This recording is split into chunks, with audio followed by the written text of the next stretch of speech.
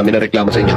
Pare, walang personalan. Trabaho lang to. Kung isa ka sa mahilig manood ng pelikulang aksyon, sigurado kung kilala mo na din ang aktor na tampok natin sa bidyong ito. Hindi lang siya magaling sa bakbakan, sa kanya din nauso ang katagang walang personalan, trabaho lang. Tara, samahan niyo akong balikan ang naging karera niya sa pelikulang Pilipino.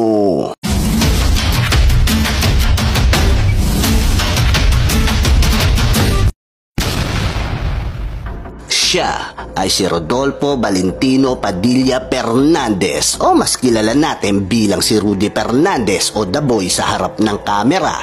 Ipinanganak noong March 3, 1952 sa Tondo, Manila.